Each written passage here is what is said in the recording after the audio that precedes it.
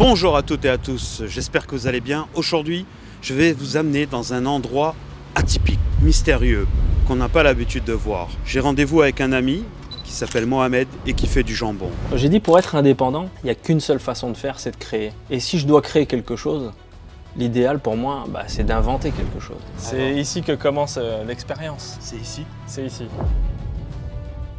Pour faire rapide, toi tu proposes du jambon d'agneau, mais de la plus haute qualité qui puisse exister. C'est ça. Pourquoi? Pour que ce soit un jambon universel en fait. Ok. Et je crois même que tu es le king de la reconversion professionnelle. Parce que c'est difficile aussi de faire comprendre aux gens, en t'appelant Mohamed, que tu vas être le roi du jambon. Personne ne peut te croire.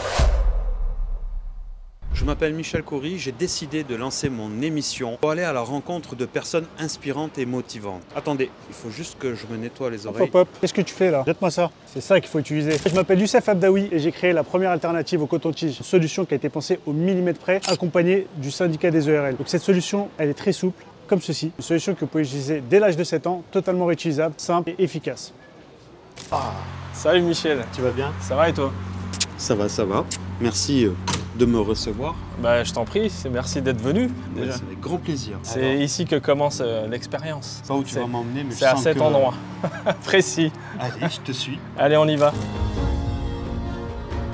Je sais pas où on va. Hein.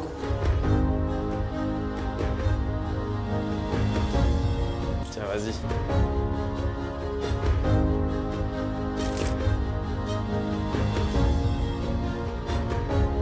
Sans issue. Sans issue. L'issue là, c'est le bonheur. C'est vrai? Ouais. Allez, vends-moi du bonheur. Bienvenue chez Salt & Lamb. Yes, bravo. Ça, c'est atypique, ça. Que je me suis créé ici, c'est mon petit coin à moi, quoi. C'est ici que je fais venir les grands chefs, quelques clients un peu VIP. Toi, tu proposes du jambon d'agneau, mais de la plus haute qualité qui puisse exister. C'est ça. Je suis musulman.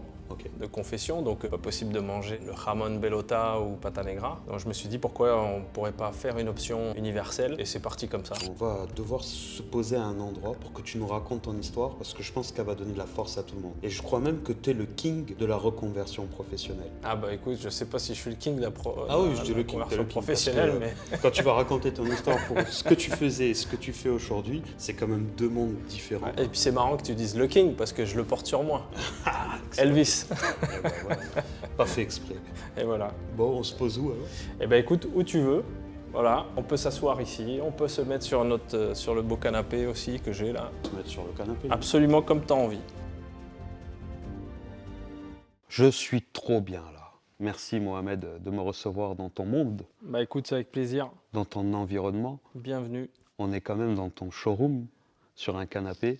Exactement. Première chose qui me vient à la tête, c'est qu'est-ce qui se passe dans ta tête? Tu te lèves le matin comme ça et tu dis je veux aller créer un jambon d'agneau. Je veux aller produire ça, créer ça et le commercialiser. Qu'est-ce qui s'est passé dans ta tête? En fait, dans ma tête, c'est simple. Hein. Moi, je suis salarié déjà, jusqu'en 2015. Ouais. Et j'ai décidé d'arrêter, tout arrêter, parce que j'étais à un point de ma vie où j'en avais marre, en fait, tout simplement. Tu cours après d'abord les diplômes, après tu cours après l'argent, tu cours après ton poste, tu cours après tout ça, et puis tu ne vois pas passer ta vie, en fait. Et puis je me suis retrouvé un peu inutile à un moment, et j'ai dit, tiens, malgré la position que j'avais, puisque j'étais le patron de la branche robotique d'Electrolux professionnel. Mais genre France ou... Monde. Tu étais patron robotique monde d'Electrolux. Monde d'Electrolux professionnel, ouais. J'étais basé pendant 5 ans à Venise, dans la région de Venise, à Pordenone. Donc j'avais mon bureau, je commutais en fait. Je partais le lundi de Paris et je rentrais le vendredi soir. Et quand je partais pas, j'allais à l'usine.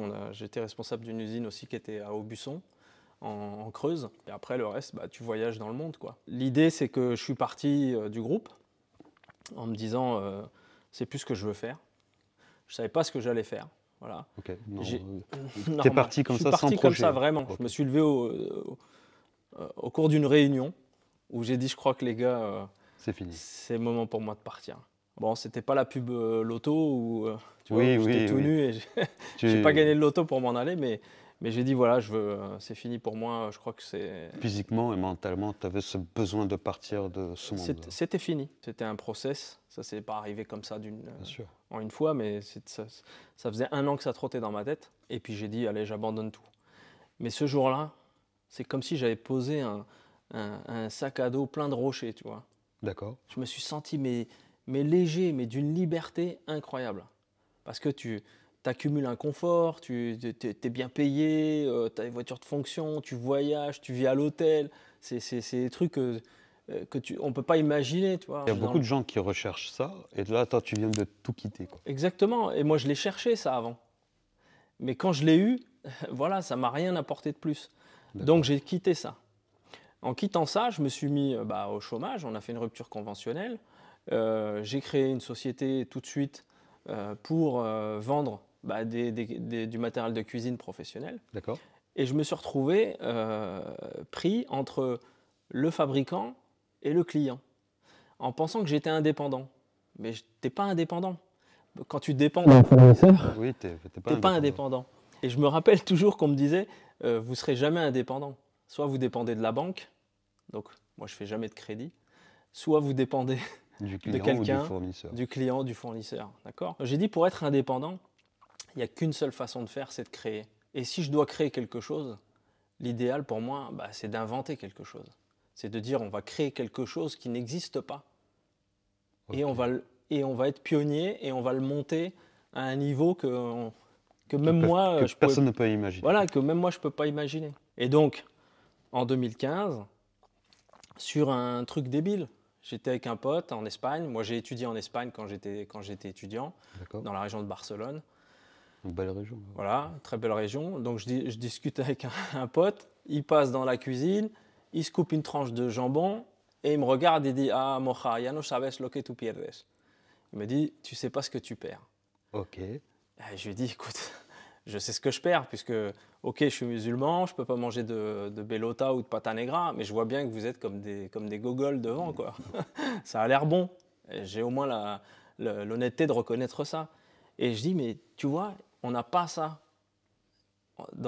J'allais dire, pas forcément pour les musulmans, mais un côté universel de cette gastronomie qu'on pourrait partager en fait avec tout le monde. Les gourmands et les gourmets, ils sont de toute nationalité et de toute confession religieuse. Tu vois ? On est d'accord sur ça. Donc, je me suis dit, pourquoi pas créer quelque chose comme ça ? Que tout le monde peut manger. C'est ça. Et on s'en fout de la religion. On s'en fout. Je suis parti sur un délire de copains. Et voilà, j'ai lancé Salt & Lamb.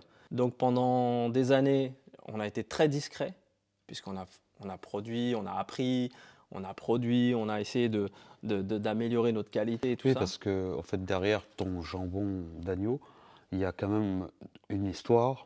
Il y a du travail, bien sûr. Il y a de la sueur, tu vois. C'est pas... Des larmes. Voilà, des larmes. Beaucoup. Parce qu'on n'arrive pas, on dit, on fait. J'imagine que tu as dû avoir des moments durs au départ. J'ai eu des moments très durs, très compliqués, très difficiles, parce que c'est difficile aussi de faire comprendre aux gens que, en t'appelant Mohamed, que tu vas être le roi du jambon. Personne ne peut te croire. J'avoue. Et donc, rien que ça, c'est une difficulté. Le faire comprendre aux gens de ta famille, à tes proches, ta femme, tout ça, c'est impossible. Oui, déjà, même sans le côté Mohamed et tout ça. Même sans le côté Mohamed, un dire jambon je vais d'agneau, faire du jambon, ouais. Même d'agneau, même de porc, pourquoi ? C'est ça. Donc on s'est foutu de ma gueule. Okay, et comme on s'est foutu de ma gueule, même mes potes, moi, c'est la meilleure façon de me provoquer, c'est ça, quoi. Mais ça m'a donné de la force, mais j'ai arrêté d'en parler. Du coup, je suis resté discret. Jusqu'en 2019, où en 2019, on était prêt, on avait un super produit à sortir, et est arrivé le Covid en 2020. Je n'ai pas lancé la marque. Okay. J'ai dit, je ne peux pas lancer la marque à cette période-là. C'est pas le bon moment. C'est pas le bon moment. Et bien là, c'était dur. Parce que là, tu pleures. Parce que là, tu vois ton stock que tu as créé pendant des années, et tu ne peux pas le vendre, et le séchoir, il se remplit, et tu as 2 personnes qui bossent avec toi, tu ne veux pas les faire arrêter, donc tu continues et tu ne sais pas ce que tu vas faire de cette viande.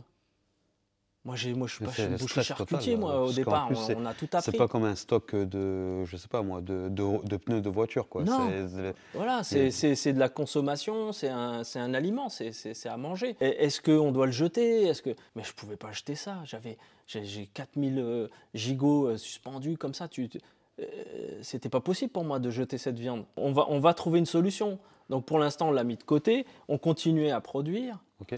Et en fait, le Covid pour moi, ça a été un mal pour un bien. Parce que j'ai apporté une maturation au gigot qui l'a rendu exceptionnel. Encore meilleur que Encore ce qui était meilleur prévu, que quoi. ce qui était prévu.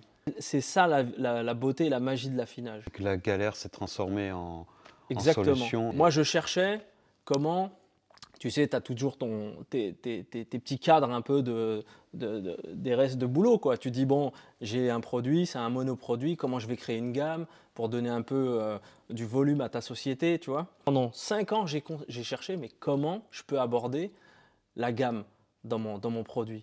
Alors, c'était le poids, un coup, c'était le point, un coup, c'était la forme. Bon, Tu savais pas. je savais pas. Et en fait, ça a tout clarifié. C'est-à-dire que quand j'ai goûté les gigots qu'on a fait de 2020-2021 comparés à ceux de 2016, mais j'avais 2 produits différents. C'est énorme. Donc j'ai créé des millésimes.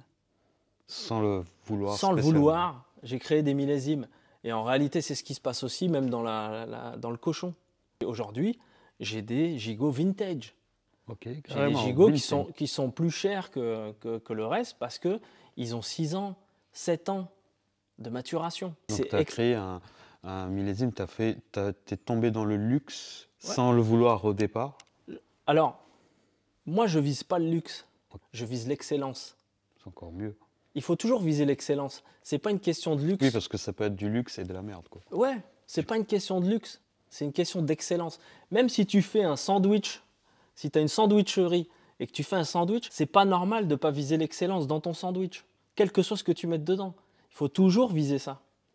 Bon, après, il y a des questions de croyance aussi chez moi, dans l'islam. Dieu te dit de viser l'excellence.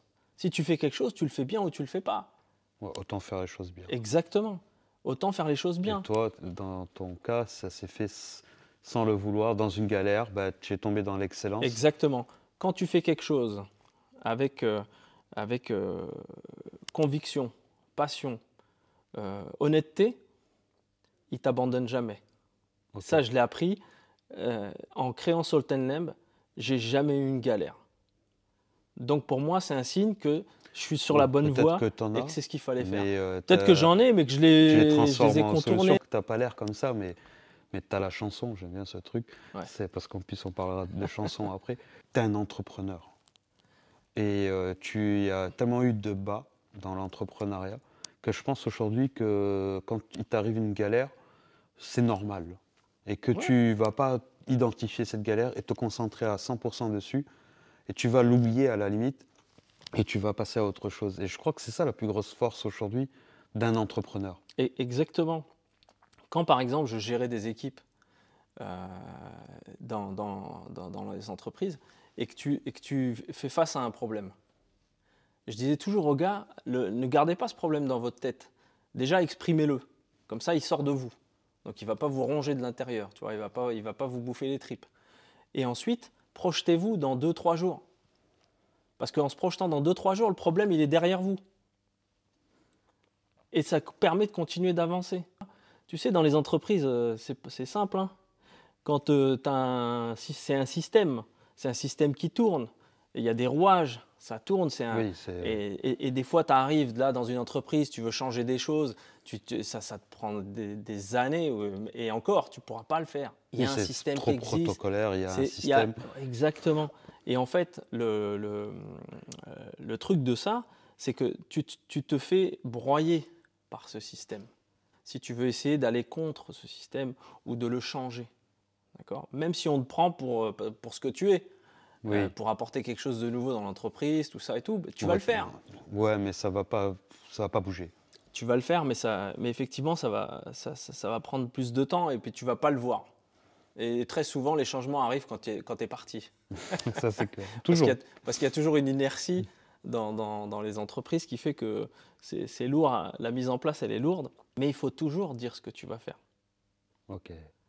C'est très important de dire aux gens ce que tu vas faire. Et moi, j'ai toujours fonctionné comme ça, que ce soit dans ma vie professionnelle ou dans ma vie personnelle. Je dis, moi, je vais faire ça. Et tu le fais, et tu rappelles aux gens que tu leur avais dit que tu l'avais fait, que tu allais le faire et que tu l'as fait. Je fais ce Tu que relances je dis, un je défi. dis ce que je fais. Exactement. Parce que les yaka faucons, on en a plein les tiroirs. Ah oui, ça. Donc, tous tes collègues, ils savent tout mieux que toi aussi. Tu as parlé de vie personnelle. Toi aussi, hein. Tu peux savoir mieux que les autres. Ça, c'est vrai. Tu as parlé de vie perso et il y a un truc qui m'interpelle chez toi, c'est le côté famille.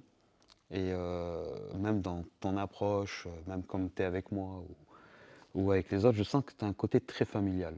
Et que tu n'es pas quelqu'un d'hypocrite et que tu vas faire toutes tes relations que tu vas avoir autour de toi. Tu n'en auras peut-être pas beaucoup, mais tu vas fonctionner de manière familiale. Toi, tu viens d'où? Enfin, raconte-moi ton histoire un peu familiale. En fait, alors, moi, je suis enfant d'immigrés. Je suis né en 72. J'ai passé plusieurs petites communes dans les Yvelines. Mon père, il travaillait à l'époque chez Talbot, Simca, c'est devenu Peugeot aujourd'hui, d'accord, PSA à Poissy. En fait, j'ai fini de grandir, on va dire, dans une cité de Carrières-sous-Poissy, la cité 123, c'était bâtiment 1, bâtiment 2, bâtiment 3. C'est là qu'on s'est créé, c'est là qu'on s'est forgé, en fait.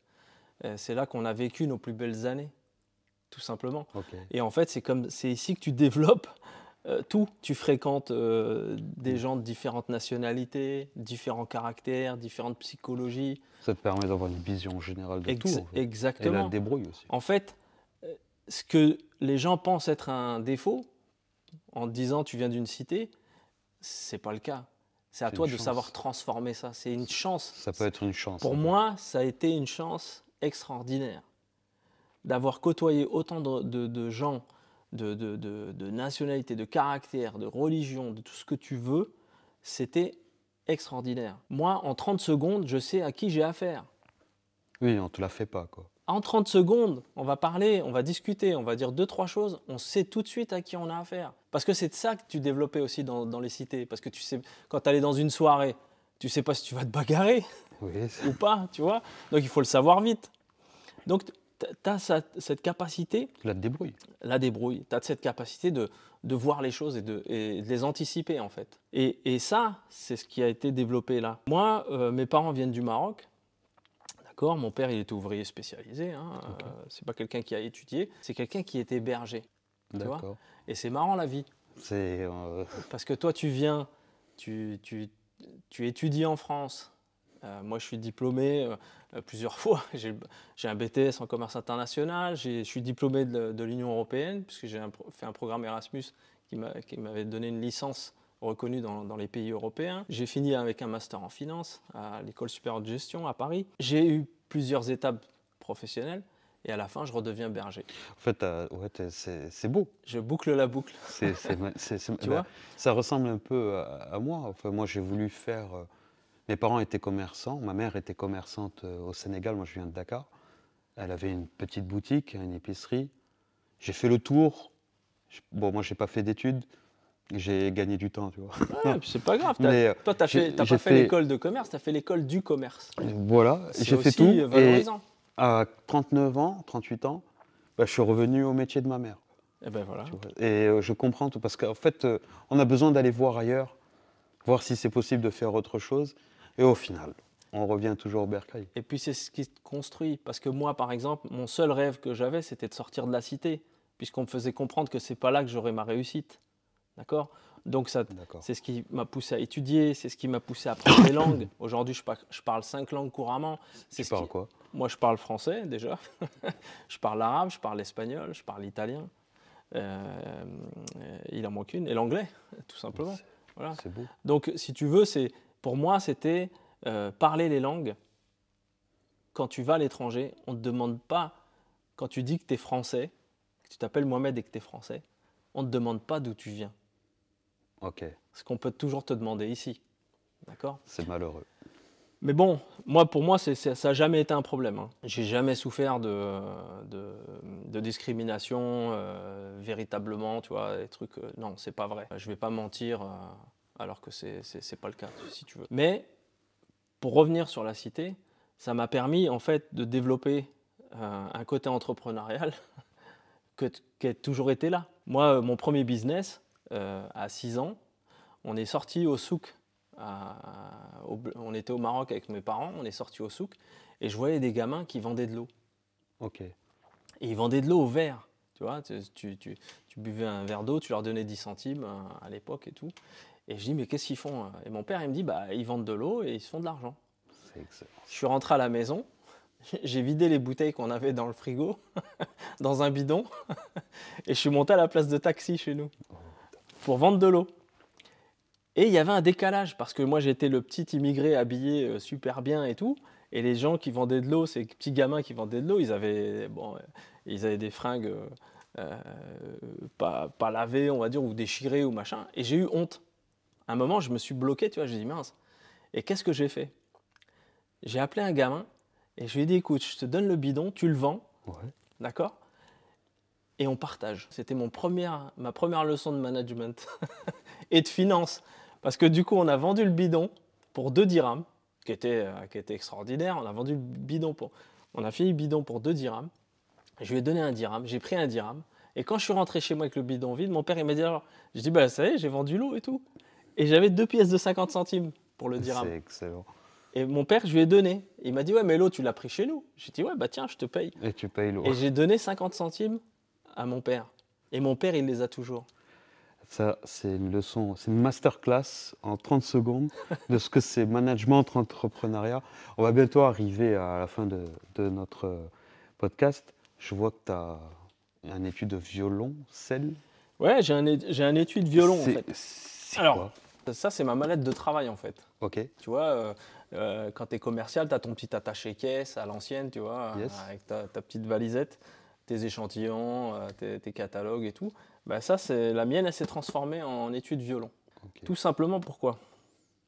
Ce qui est important quand tu crées quelque chose, c'est aussi de créer une marque. Et créer une marque qui a sa propre identité, sa propre... Attends, parce que là, tu vas rentrer dans un sujet que je kiffe. Tu vas parler du personal branding. On va pas terminer maintenant le podcast. Vas-y, lâche-toi, raconte-moi tout. Ok, bah, pas de souci, je t'explique. Donc moi, quand j'ai créé Salt & Lamb, il fallait que j'anticipe la concurrence. Parce que tu viens avec une idée. Moi, j'ai pas inventé le séchage de viande, hein. Tu D'accord. vois, l'affinage de viande. C'est juste la technique que j'applique, moi, au gigot, qui est complètement différente et qui est complètement innovante. C'est ce qui m'a valu d'ailleurs le prix de l'innovation au Salon international de la gastronomie, le CIRA. C'est énorme ça quand même. Ouais, c'est une grosse fierté ça. C'est l'excellence ça. Ça, c'est l'excellence. C'est une belle reconnaissance du métier, de ce que je fais. Tu vois, et ça, c'est vraiment important. Puis bien sûr, c'est la première chose que j'ai envoyée à mes potes, à ma famille, tous ceux qui se foutaient de ma gueule. Je leur envoie régulièrement quand j'ai eu le prix de l'innovation, mais je leur envoie aussi les menus des chefs, étoilés ou pas, quand je suis cité sur un menu de restaurant. Ça, c'est le grand kiff. Tu vois. C'est la fierté. Bien sûr, c'est extraordinaire. Donc, pour revenir à Salt & Lamb, j'ai dit Salt & Lamb, il faut aussi créer le personnage qui va aller avec. J'ai pas eu besoin de chercher loin, parce que je pense que je pouvais incarner ça. Tu vois, la passion, qui mieux que toi peut démontrer ta passion, quoi, en fait. Je suis d'accord. Tu vois, moi, je fais tout seul et je suis transparent. Quand on va me poser des questions, je bégaye pas. Je suis pas quelqu'un qui a acheté un produit qui va le fabriquer, on l'a vécu, on l'a souffert. Donc Salt & Lamb, c'est Mohamed, et Mohamed, c'est Salt & Lamb. C'était ça l'idée. C'est la même chose. C'est la même chose. Donc par exemple, j'ai créé un personnage, j'ai toujours la même chemise, et j'ai toujours le chapeau. Ça, c'est des éléments que j'avais déjà avant de me lancer dans l'aventure Salt & Lamb. C'était un chapeau personnel que j'ai acheté il y a quelques années dans le commerce. La chemise, pareil. Mais quand j'ai commencé à créer ce personnage et à sortir toujours habillé de la même façon, les gens ont commencé à me reconnaître. Okay. Donc même sans jambon, les gens savent que c'est Mohamed, le gars du jambon. C'est énorme. Tu vois? Et ce que j'ai fait, j'ai poussé encore le truc un peu plus loin parce que les gens pensent que l'entrepreneuriat, bon, tu fais des trucs, tu testes, tu te lances comme ça. C'est réfléchi, c'est pensé. Moi, j'ai des visions. Moi, je vois loin, en fait. Je vois tellement loin que j'ai passé des nuits entières à chercher sur Vinted le même chapeau et la même chemise. Aujourd'hui, j'ai 4 chapeaux comme ça. les mêmes, Tu identiques. anticipes que si tu en casses un, t'en déchires un, t'en perds un. J'en perds un, parce qu'en fait, c'est vrai si tu trouves pas le même chapeau. Parce qu'en fait, le chapeau commence à être iconique. Et une fois, j'ai couru un peu dans l'aéroport pour essayer de rattraper, de ne pas louper mon avion. Et je l'avais posé sur le chariot. Pendant que je courais, je n'ai pas fait gaffe, je l'ai fait tomber. Et c'est après l'enregistrement que je me suis rendu compte que je n'avais plus le chapeau. Et là, panique. Panique, je reviens, je fais les pas en arrière. Bon, c'était à Dubaï, donc j'ai retrouvé, il n'y avait pas de problème. Mais je me suis dit, tiens, tu vois, si tu perds le chapeau… Tu as anticipé maintenant. J'ai anticipé, donc j'ai été acheter… J'ai passé des nuits entières sur Vinted à essayer de trouver le même chapeau, la même chemise. Et la chemise, qu'est-ce que j'ai fait? J'ai acheté des chemises de différentes tailles. S, M, L, XL. Alors, pour la bonne blague, c'est sûr, c'était aussi pour moi, parce que si je passais de M à L… Okay. C'est souvent ce sens-là, mais voilà, pas l'autre. Je suis passé de M à L, mais c'est surtout que j'anticipais en espérant qu'un jour, j'aurai des collaborateurs qui travailleront avec moi et on pourra être tous habillés de la même façon. Pareil. Donc au lieu d'être en costume cravate, on aura une petite chemise en jean, un petit t-shirt qui va bien. Donc tu as bien travaillé ton personal branding. C'est vrai que moi je t'ai toujours connu habillé de cette manière-là quand on s'est rencontrés de manière officielle. Ton image n'a rien à voir avec le produit et le produit n'a rien à voir avec ton image, mais on sait en tout cas quand on te voit que c'est ton produit. C'est fou quoi. Bien sûr. Moi aujourd'hui, tiens ce soir je vais à une soirée, tenue chic et élégante. Je serai en costard chic et élégant avec mon chapeau. Il y a toujours une marque qui ramène. Il y a toujours quelque chose qui te ramène à Salt & Lamb. Okay. Et j'ai des gens, c'est marrant parce que j'ai des gens qui me disent je vous ai reconnu même sans le chapeau quand je suis à un endroit où je ne l'ai pas. Ah ouais, quand même. Ouais. Et le plus fou, c'est quand même que je me suis fait arrêter à Dubaï par un mec pour faire une photo parce qu'il m'a reconnu avec le chapeau. C'est fou ça. Bah ouais, là, quand on t'arrête comme ça et qu'on te reconnaît par rapport à un élément de ton personal branding, c'est énorme quand même. Bien sûr, c'est énorme. Ça veut dire que ça marche, ça fonctionne, c'est carrément. Donc, pour rajouter encore ça au souvenir des gens, si tu veux, de la rencontre, encore, j'ai voulu changer, je voulais être différent. Tu ramènes du jambon différent, il faut être différent, faut faire la différence, il faut te distinguer. Il y a des milliers de fabricants de jambon, de cochons, donc il faut te distinguer de ces gens-là. Il faut que tu aies une approche différente. Donc je veux une approche différente dans la stratégie, une approche différente dans le marketing. Je forme des gens ou que je conseille des gens en personal branding, ils me disent oui, ça sert à quoi? Je leur donne toujours un exemple clair. J'ai imaginé que vous êtes 20 et que vous vendez tous la même chose. Je dis le client, vous vendez le même produit au même prix, c'est la même qualité. La seule chose qui va faire la différence, c'est vous. C'est ça. C'est votre marque personnelle. Donc si vous y mettez pas un peu d'humain, un peu de couleur, un peu quelque chose qui ramène à vos valeurs, à vos passions ou à quelque chose qui vous coûte, qui est cher pour vous, vous n'allez pas vendre en fait. Ouais, c'est très important ce passage-là parce que ça me rappelle les réunions que j'avais avec mes équipes. D'accord ? Moi, c'était très important de leur faire comprendre que quand tu vends quelque chose à quelqu'un, il faut être honnête avec toi-même et comprendre pourquoi cette personne a acheté ça chez toi. Parce que si tu arrives à comprendre ça, tu pourras lui revendre une deuxième fois, une troisième fois, une quatrième fois. Parce que vendre une fois, ce n'est pas un exploit en soi. C'est de fidéliser les gens qui est plus difficile. Tu vois ? Donc moi, par exemple, quand tu vends quelque chose, je disais à mes équipes, c'est clair, il faut que tu saches pourquoi. Est-ce que c'est parce que tu as un beau sourire? Est-ce que parce que tu te sapes bien, tu mets une belle cravate? Est-ce que parce que vous faites le même sport individuel, tu fais du judo, moi aussi? Il faut que tu cherches toujours un truc commun et que tu comprennes pourquoi la personne a acheté chez toi. Ça se trouve, il aime ta femme. Non, mais je le dis en exagérant, mais ça se trouve, c'est ça. Oui, je vois. Et s'il espère revoir ta femme plusieurs fois, il va t'acheter plusieurs fois. Et chérie, viens, il faut que je vende. Voilà. Non, mais ce que je veux dire, c'est qu'il faut être honnête avec soi-même. Il faut savoir et comprendre pourquoi tu as réussi à vendre. Est-ce que parce que le produit… En fait, il faut se connaître soi-même parfaitement avant même d'essayer de comprendre l'autre. Exactement. Tout commence par soi. D'accord ? Et le respect que tu vas t'apporter à toi, c'est le respect que tu vas donner aux autres. Si tu ne te respectes pas toi, tu ne vas pas respecter les autres. Et surtout, si tu ne fais pas les choses pour toi, Ça ne marchera pas. Mais ça, c'est marrant parce que ça me fait penser beaucoup à mes parents, l'éducation. Respecte-nous, respecte-toi, pour que quand tu sois dehors, bah, tu puisses respecter les autres. Exactement. Et que si à la maison, tu ne nous respectes pas, bah, quand tu seras dehors, tu ne respecteras personne. Et c'est un peu le même, ça me fait penser à ça. Exactement. Si moi je te dis mon moteur, ça peut parler à des gens comme ça peut ne pas parler parce que c'est plutôt religieux si tu veux. Mais moi mon père il me disait tout simplement, il faut que tu travailles pour que les gens irdaw al-walidin en arabe, tu vois, c'est-à-dire pour que les gens souhaitent le bien à tes parents, qu'ils reconnaissent la bonne éducation que tu as eue et pas qu'on t'insulte tes parents. Tu vois, pour qu'on soit fier de tes parents. Exactement, parce que quand on regarde l'walidin dans l'islam, ça leur donne des miles, tu vois, ça leur donne la positivité pour eux. C'est pour eux que je travaille. C'est pour mes parents que je travaille. Et c'est ce que j'explique à mes enfants. Je lui dis, il faut que vous travailliez pour moi et pour votre mère. Mais pas l'argent. Je m'en fous de l'argent. Oui, qu'on soit fier de vous, qu'on soit fier de vous, voilà, que ce qu'on a fait, ça a servi à quelque chose. Exactement, qu'on reconnaisse que la bonne éducation que vous avez eue, que l'honnêteté que vous avez, que tout ça, ça vient de vos parents. C'est une forme de reconnaissance. Exactement. C'est pas l'argent qui est important dans cette histoire. Oui, c'est de les voir heureux, c'est de voir qu'ils réussissent. Oui, et puis ce qu'on a construit pour eux, bah, ça fonctionne. Exactement. Et puis après, chacun fait sa vie, tu vois. Mais pour revenir donc au personal branding, j'ai été jusqu'à changer la mallette, d'accord, de travail. Et donc, moi ici, voilà, ce que j'ai, tu vois, c'est un jambon. Et donc partout où je vais sur les salons, je suis avec cette mallette. C'est énorme. Et aujourd'hui, les gens me disent, bah, toi, soit tu n'es pas venu avec ton chapeau, est-ce que tu es venu avec ton violon, est-ce que tu es venu...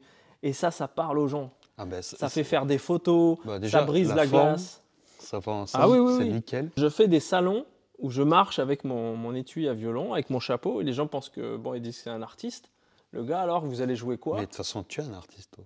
Quelque part, je le suis. Ouais. Tu es un artiste. Et les gens me disent, alors qu'est-ce que vous jouez et tout ça, un morceau de ma composition, et 7 ans de travail, et voilà. C'est magnifique. Et quand tu leur ouvres ça, bah, tu vois les gens écarquiller les yeux, c'est génial, ils trouvent ça, l'idée géniale. C'est innovant, c'est simple. C'est différent. Et c'est différent. Voilà. Et c'est efficace. Bon, en tout cas, bravo pour tout ce que tu fais. Tu es quand même très inspirant. Hein. Tu t'en rends pas compte parce que toi, tu rencontres beaucoup de monde et tout. Et moi, la première fois que je t'ai vu et qu'on a passé on est resté dans un resto plus de 4 heures, je crois. Bon, on a été pour dîner, on a fini à 4 heures du matin. On a fait la nuit dans le resto. Quand je suis sorti de ça, j'ai dit, c'est la première fois que je rencontre une personne que j'ai écouté et qui m'a appris des choses en personal branding. Et je trouve que tu en es de la manière la plus simple. Et simple quand on te voit, mais le travail qu'il y a derrière pour que nous, on croit que c'est simple, c'est ça. C'est énorme. Et d'ailleurs, tu portes un t-shirt où c'est écrit Elvis.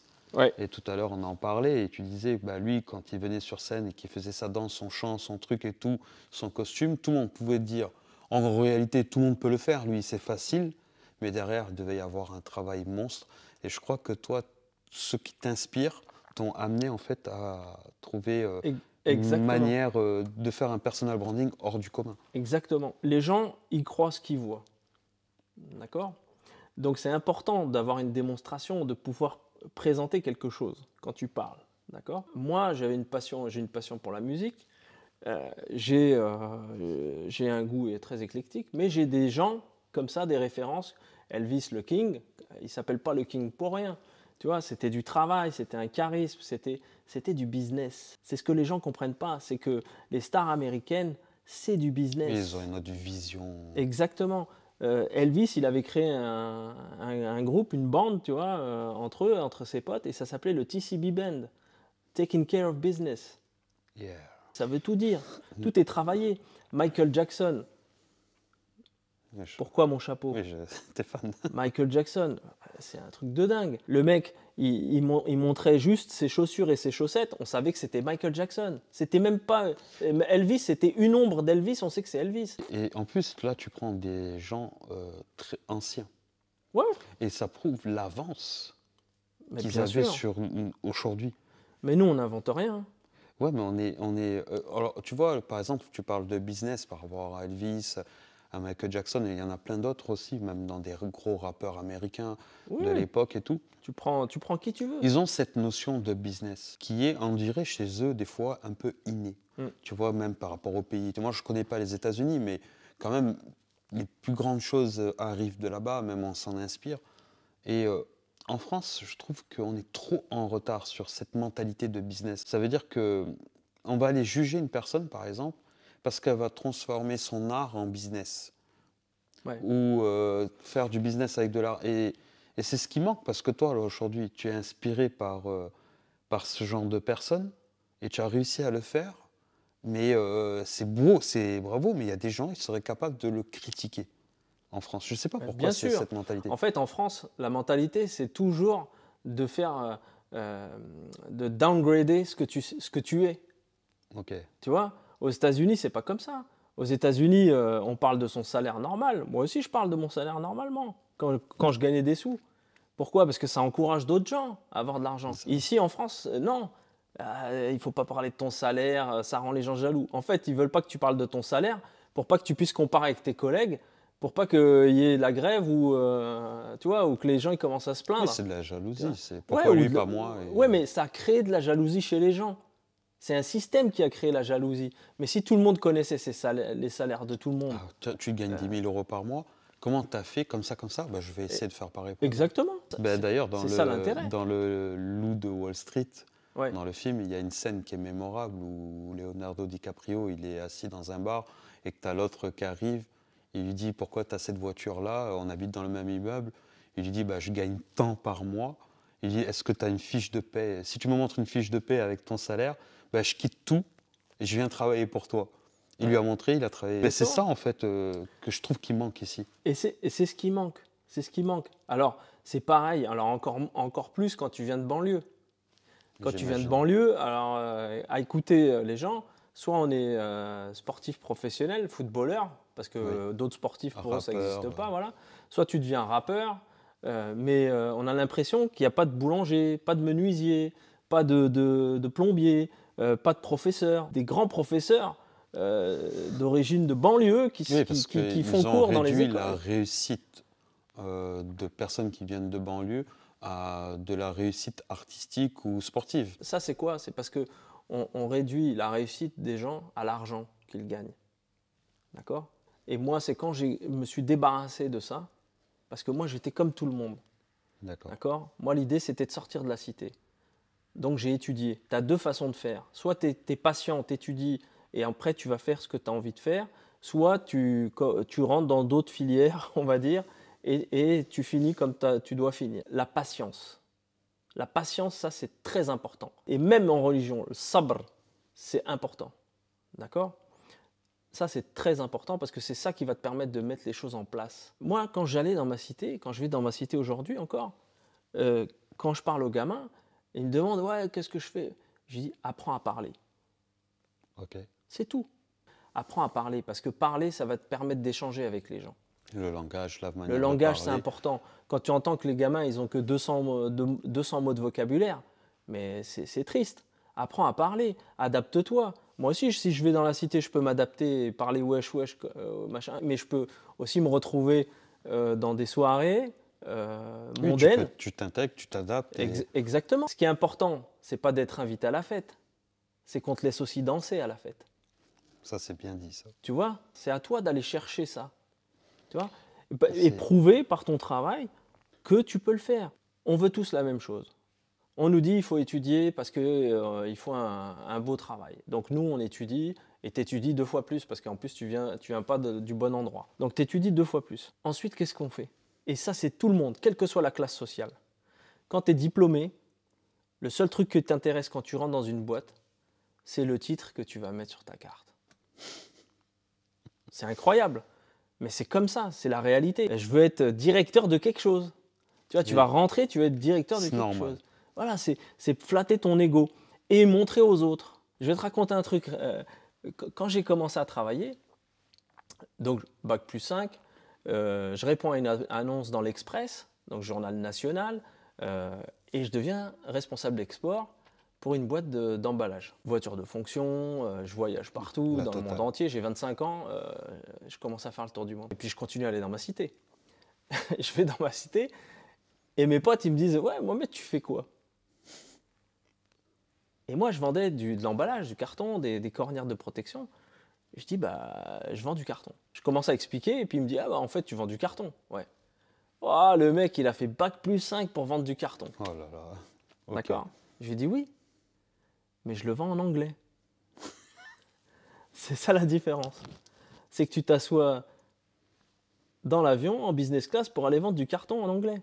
C'est pas la même chose, tu vois. C'est à toi de faire l'effort des deux côtés. C'est à toi de faire l'effort. De toute façon, il faut se bouger. Et à Il un faut se moment, bouger. Il n'y a personne qui va venir te chercher. Et personne va Il y te a des donner. places à prendre, il faut aller la chercher, quoi. Tout le monde veut cette place-là, personne va te C'est la ça. donner. Personne va te prendre par la main pour te dire. Personne. Et malheureusement, quand tu attends ça, c'est là où tu te fracasses. Bien sûr, il ne faut pas l'attendre. Tu vas attendre quoi? Moi, quand je veux faire un truc, je dis ce que je vais faire. Ça me donne encore plus de la force et la niaque. Prends ça comme exemple personnel, par exemple. Ray Charles. Je vais au concert de Ray Charles. Moi, mon kiff. Alors déjà, rien que d'avoir le billet pour me dire je vais au concert. Déjà, ça, c'était extraordinaire. Mais moi, j'ai dit à tous mes potes, avant d'y aller, j'ai dit moi, je ne vais pas aller voir Ray Charles. Je vais aller voir Ray Charles, lui parler, lui dire que je l'aime.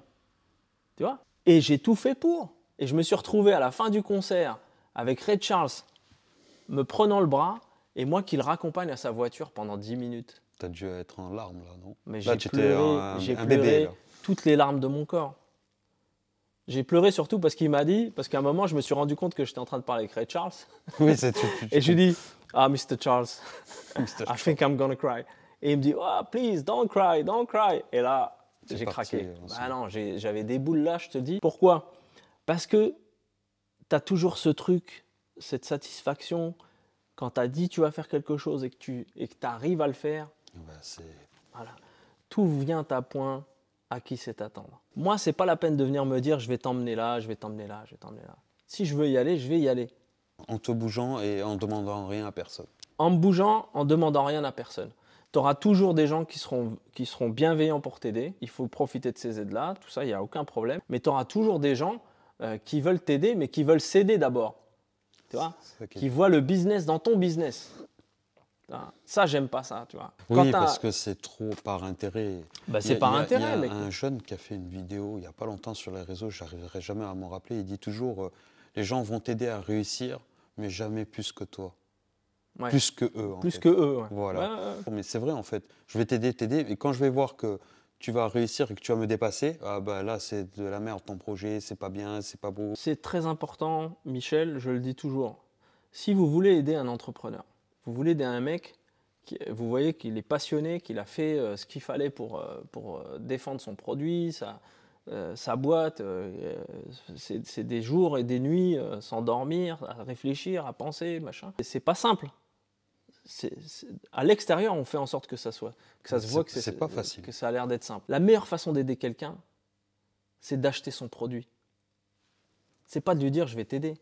C'est d'acheter, consommer. Tu veux m'aider, achète un gigot. Et puis si tu aimes mon gigot, tu m'en rachèteras un autre. Et puis si tu l'aimes bien, tu vas en parler aux autres. Et c'est comme ça que ça fonctionne. Et c'est malheureux, mais en plus ça apporte le soutien. Bien sûr. Moral. Tu me fais confiance, tu achètes mon produit. C'est pas que l'argent. Tu fais vivre mon entreprise, en fait. Moi, aujourd'hui, je rencontre des gens exceptionnels qui font des trucs, qui vendent des bons produits, et ben, je les achète. Quel que soit le prix qu'ils me disent, je l'achète. Même si c'est trop cher pour moi, c'est pas le problème. C'est pour aider la personne. Parce que tu vas lui donner de la force. À chaque fois que tu vas l'acheter, lui, il est content. Oui. Il est heureux. Il a passé une autre étape. Tu vois? Et ça encourage les gens. Ça encourage les gens à continuer. Alors que le contraire, c'est de les décourager. Et même s'ils ont une super idée, bah, au final, tu dis, bon, bah, ça n'a pas fonctionné. Et toi, aujourd'hui, si tu devais donner, tu sais que moi, je suis entouré dans les réseaux sociaux de beaucoup de jeunes entrepreneurs ou de plus vieux, jeunes pas spécialement en âge, mais jeunes dans le début de leur entrepreneuriat. Qu'est-ce que tu pourrais leur dire pour leur donner un peu de motivation pour qu'ils gagnent en force, en fait? Parce que tu es quand même un exemple d'inspiration, tu vois, de reconversion, et que tu as eu des hauts, des bas. C'est quoi que tu leur dirais de manière simple? Moi, je pense que, tu vois, je suis même pas sûr d'avoir eu des hauts et des bas. Ok, Je mais suis, c'est trop, toi. je suis sûr d'avoir des hauts, tu vois? Parce que de toute façon, tu vas apprendre de tout. Ce qui va rester de toi, c'est tes actes. C'est pas ton titre. D'accord? Première chose que j'ai fait quand quand je suis devenu indépendant, d'accord? J'ai fait des cartes de visite. Il n'y a aucun titre sur mes cartes de visite. Ok. Rien. Que ton nom, prénom. Il y a mon nom, mon prénom, mon contact, l'adresse peut-être et numéro de téléphone, mais il n'y a pas de titre. Je suis le T-boy, je suis la femme de ménage, je suis tout ce que tu veux. Mais pas parce que je travaille seul ou même accompagné. C'est pas le problème. C'est que tu dois définir Mohamed en connaissant Mohamed, pas le titre. Moi, j'ai rencontré plein de gens dans mes professions, d'accord? Ils me disaient, j'ai les copains que j'ai parce que j'ai le titre que j'ai. Excellent. Et moi, je ne suis pas d'accord avec ça. Je dis, moi, les clients, ils achetaient à Mohamed. Tu vois? Quand j'étais commercial, ils m'achetaient à moi. Ils achetaient la marque, mais à moi. Ok. Ils pouvaient aller l'acheter ailleurs. Comme tu as dit tout à l'heure, c'est toi qui fais la différence. C'est toi qui fais la différence. Exactement. Si toi, tu crois que les gens, ils sont autour de toi parce que tu es le vice-président ou tu es le président, mais tu n'as rien compris. T'as rien compris. Tu n'as rien compris. Parce que quand tu auras arrêté, tu auras fini ce travail, tu seras tout seul. Il n'y aura personne autour de toi. Et ça, c'est malheureux. Tu vois? C'est ça qui est malheureux. Alors moi, pour un entrepreneur qui démarre et tout ça, il faut être patient. Ça, c'est la première chose. Toi, tu aimes bien la patience. Tu as la patience, d'accord? Tu as la passion. Ok. Et ça t'apportera le plaisir. Fais les choses que tu as envie de faire. Moi, j'ai 50 ans, je m'emmerde plus. C'est comme toi, tu fais pas. C'est parce que je mange du jambon d'agneau. Excellent. Tu vois? Ça, c'est un petit punchline, un petit slogan, tu vois? Non, mais moi, je m'emmerde plus. Aujourd'hui, je travaille avec qui j'ai envie de travailler. J'ai pas envie de travailler avec toi. Il y a des gens à qui je vends pas le gigot. J'ai compris. Tu fais ce que tu as envie. Je fais ce que j'ai envie.